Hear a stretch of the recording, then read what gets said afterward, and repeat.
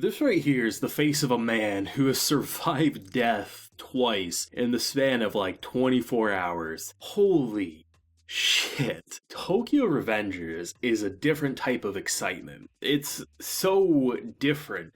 It fully embraces the gang lifestyle, and the way a character like Takemichi was able to survive not one but two very close encounters, I think feels pretty realistic given everything we just saw. You look at a man like this who's beaten people with a baseball bat, right? You know, he is a vicious piece of garbage. That's the best way to put it. He is strong and not many people would be able to put him in his place. Sure, there's probably other people that could match his strength, but he clearly has respect among the peers there, right? You know, even when they all agree, like, you shouldn't be using a baseball bat against him, no one stops him, right? I mean, it's like, no, we don't want to get killed. But the boss is a different story. When Mikey comes in, Sano here, right? Codename Mikey. And he has his second in command here. This man puts him in his place so quickly and makes him look like a worthless piece of trash. And then Mikey's like, you know what?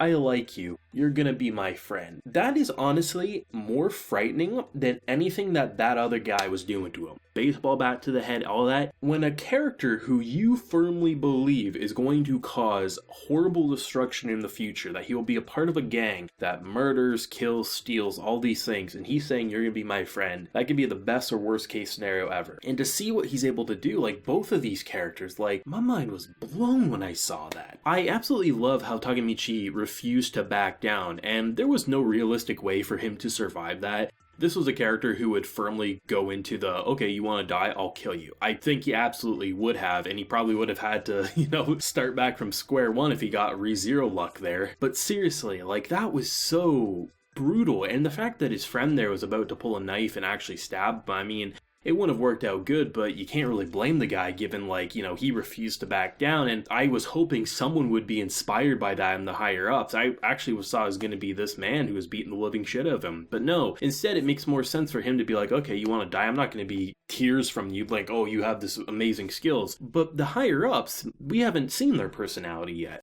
And the fact that they're so interested in a man like him because, they're strong people. It's easy to find strong people for a gang, but it's rare to find someone who has such strong beliefs that even in the face of those who could easily kill him, he refuses to back down. Do you want a man who's a musclehead who thinks with his bat and fist? Or do you want a man who believes in a vision and will gladly die for that by your side? It's pretty clear you want a boy like Takemichi as your number 3 or your number 4 or your number 10. Doesn't matter, right? He's a character with a spine. Even if he's not the strongest, the man's heart and mind is clearly set in the right place, and if that mind and heart can be set on your visions and goals, it's probably going to be a pretty good friend to have at your back. The moments where he invades the school, right? Like, this show has no problem saying what they are doing is wrong. These are characters who get off on beating the living shit out of people. But you also recognize that as they currently are, they don't feel like the type of people who would do what we saw in the future. But 12 years is a long time, and if this is what they're doing at their current age, you can see how they could progress into that dangerous territory. It feels to me that if Takemichi really is friends with Mikey and can really be someone who can be a voice in his ear, I think that's going to be the make it or break it of, will this part of the gang go into really horrible territory, or will he be able to be separated from the man who clearly intoxicated him into being very, very bad? There's no argument that he's not bad right now, but it's very different in terms of what they are doing. And it'll be interesting to see if Takemichi will be able to have such an influence that their gang could actually potentially do better things. I mean, back in the early stages, the Yakuza was actually they worked with police in order to keep neighborhoods safe. I'm curious if Takemichi is going to try to do something similar in terms of being a good voice in someone like Mikey's ear, so that they can do better things, as then they also probably compete with rival gangs and things like that. This episode though, holy shit, it's definitely been a steady climb week after week. All 3 episodes, absolute bangers, but I mean, I sweat, I laugh, I'm like, what the hell? When the girlfriend comes in and slaps him? I was expecting someone to die, I really felt that way. I felt like she was gonna die or someone was gonna die, and then like somehow he would have to rush to the brother and shake his hand and go back into, future or something. I don't know. I felt like something bad would happen. And the idea that he has simple principles, like he's not gonna hit a girl, it's pretty old school in principles. But I mean, they seemingly are very old school style people. The fact that they're telling like Takemichi that, the way you are so set on this one girl, it's very old school, but we respect it. It makes total sense. And the fact that it goes from holy shit, there's no going back, this is going to be a 3-episode OVA where everything goes to chaos, to a man being like, please don't slap me next time. I'm like, holy shit. I really feel like Takemichi, whether he wants to or not, he needs to be best friends with these two, because not only will he have a chance of being a voice in their ear to hopefully persuade them to do less shitty things, he'll also hopefully be able to keep his girlfriend safe and create a future where he doesn't have to run away and consider himself a failure. Absolutely amazingly directed episode. The close-ups of the pain, the blood, and just... I love how unexpected this show is. I really feel like it knows how to do shock value in a good way.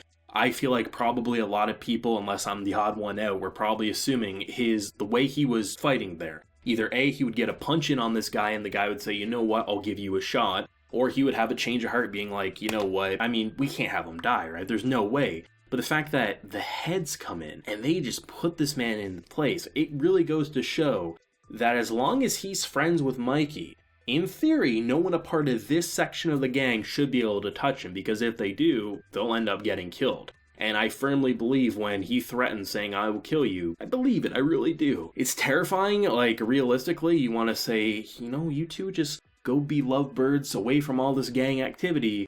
But we know what the future brings, so he has to get himself involved with some pretty shitty things. But at this point, what else can they do? Pretty interesting that Mikey honestly took a liking just because he has a similar characteristic to his dead brother of like something that, you refuse to back down, even though the brother was cooler than Takemichi. It's an interesting way to really show that who he currently is now is very different clearly to who he will become in 12 years, and that clearly is the voice whispering in his ear. Do you want it to be this other gang leader, or do you want it to be Takemichi? That feels like the direction they're going, and the storytelling is absolutely fantastic, and the action is realistically gruesome and brutal. The OST definitely adds a lot to the emotional pain and sometimes excitement. Opening and ending is both fantastic, but when the score really is trying to invoke emotion, it does so without much struggle. The sound effect design is really good. Like, I don't know where they got their sound effects for some of the things we were hearing. That felt way too realistic. But the way the music and just all the little sound bits kind of work together, for it being an anime about delinquents and gangs, we've seen that quite a bit, even though it's not the most popular setting. This might be the most realistic delinquent gang setting I've seen in the anime medium. It just really is going all in and is not pulling its punches. It's letting those punches connect, and goddamn is it brutal. Incredible show, getting better every single episode, and can't wait for more. Let me know your thoughts and feelings. How shocked were you watching this episode, and where do you think it might go with episode 4 next week? Enjoy the video, leave a like, show your support, and hit that subscribe button if you happen new around here. So until next time, everyone, please take care and have a good one.